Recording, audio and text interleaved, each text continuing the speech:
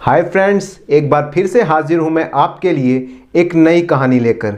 आज की हमारी कहानी बहुत ही इंटरेस्टिंग और बहुत ही मज़ेदार होने वाली है, इसलिए आपसे रिक्वेस्ट है कि वीडियो को पूरा ज़रूर देखिएगा।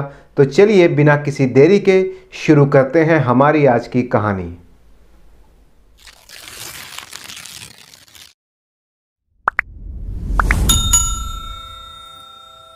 सूरजपुर नाम के एक छोटे से गांव में एक लड़का रहता था, मनोहर।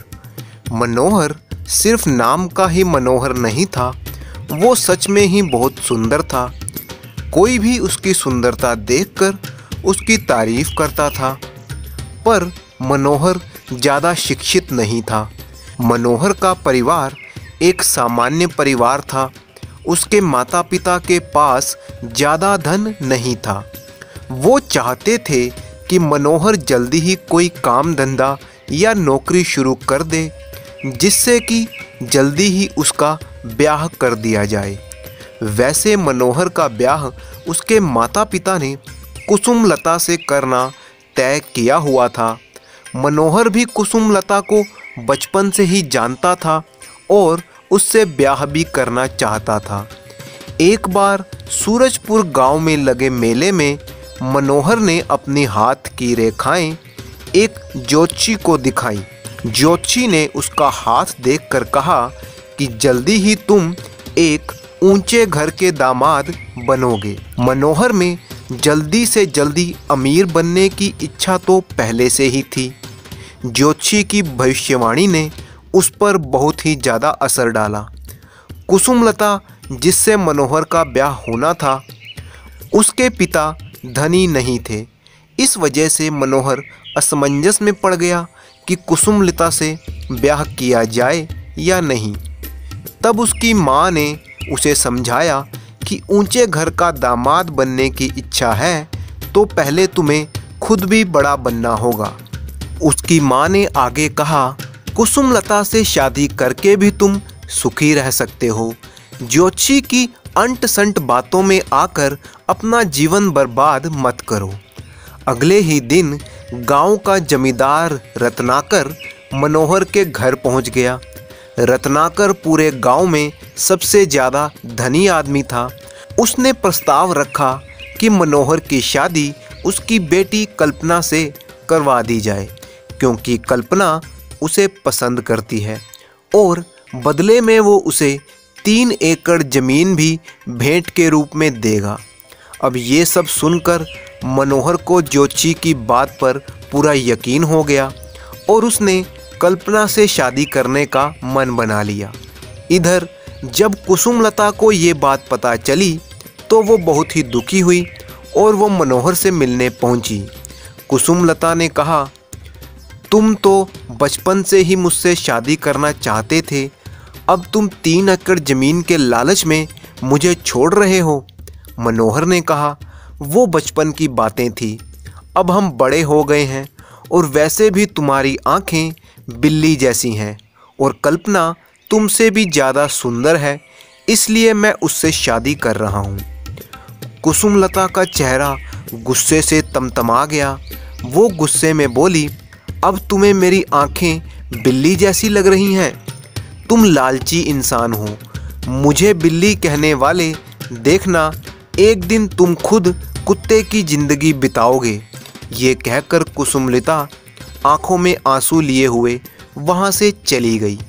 मनोहर के माता पिता को जब पता चला कि कुसुमलता खुद ही मनोहर की ज़िंदगी से चली गई है, तो उन्होंने पंडित को बुलवाकर मनोहर और जमींदार की बेटी कल्पना की शादी तय कर दी। अगले ही दिन संयोग की बात है कि मनोहर का एक दूर का रिश्तेदार माधव उनके घर आ पहुंचा। बहुत सालों बाद माधव उनके घर आया था। माधव राजधानी में रहता था और वो एक बहुत बड़ा व्यापारी था।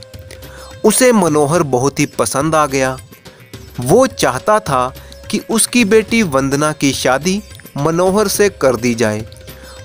उसे पता था कि मनोहर की शादी पहले से ही कल्पना से तय कर दी गई है, फिर भी उसने मनोहर से कहा, बेटा तुम 3 एकड़ ज़मीन लेकर क्या कर पाओगे? खेती करोगे? खेती का काम तो हमेशा ही मौसम पर निर्भर करता है। कभी बारिश ना हुई तो मुसीबत, और कभी बारिश ज़्यादा हो गई तो भी दिक्कत। उसने आगे कहा, मेरी मानो तो मैं तुम्हें अपने साथ राजधानी लेकर चलूँगा और वहीं पर तुम मेरे साथ व्यापार करना। तुम मेरी बेटी से शादी कर लो बस। मनोहर ने सोचा कि ज़मींदार से ज़्यादा धनवान तो माधव है, और फिर ज्योतिषी ने भी कहा था कि वो किसी ऊंचे घर का दामाद बनेगा। इस नए रिश्ते के लिए वो मान गया। जब ये बात जमींदार की बेटी कल्पना को पता चली तो वो मनोहर से मिलने के लिए आई और उसने गुस्से में कहा कि मनोहर, तुमने लालच में आकर मुझसे रिश्ता तोड़ दिया और नई जगह पर रिश्ता जोड़ लिया।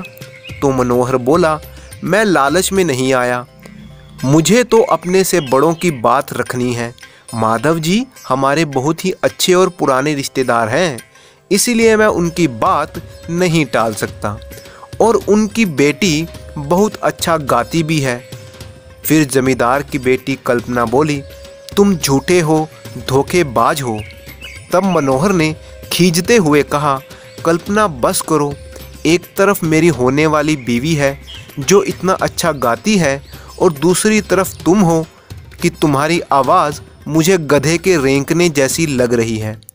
इतना सुनते ही कल्पना रोते हुए बोली, अब तुम्हें मेरी आवाज़ गधे जैसी लग रही है?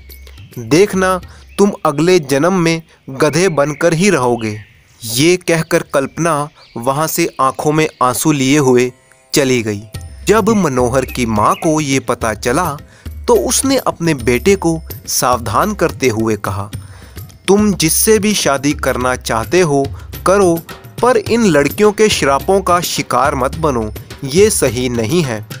इस पर मनोहर ने हंसते हुए कहा, माँ, वहाँ पर राजाओं जैसा जीवन मेरा इंतज़ार कर रहा है, तो मैं इन श्रापों की परवाह क्यों करूँ? इन्हें जो भी बकना है बकने दो, मैं तो वही करूँगा जो मेरी मर्जी होगी। इसके बाद मनोहर के माता पिता ने अपने रिश्तेदार माधव से कहा कि लड़का लड़की की मंगनी कर दी जाए। तब माधव ने उत्तर दिया कि मंगनी की ज़रूरत नहीं है, जल्दी से जल्दी शादी ही कर देते हैं, और मनोहर भी ये बात मान गया। फिर एक अच्छे मुहूर्त पर दोनों की शादी बहुत ही धूमधाम से की गई। शादी के कुछ दिन बाद ही मनोहर अपनी पत्नी के साथ राजधानी चला गया अपने ससुर जी के घर। शादी के कुछ दिन बाद मनोहर के ससुर माधव जी से मिलने के लिए एक उनका साथी व्यापारी आया और वो दोनों आपस में बातें करने लगे। तो मनोहर भी वहाँ पर छिपकर उनकी बातें सुनने लगा। साथी व्यापारी ने पूछा, तुमने अपनी बेटी ऐसे कंगाल और नाकारा से क्यों ब्याह दी?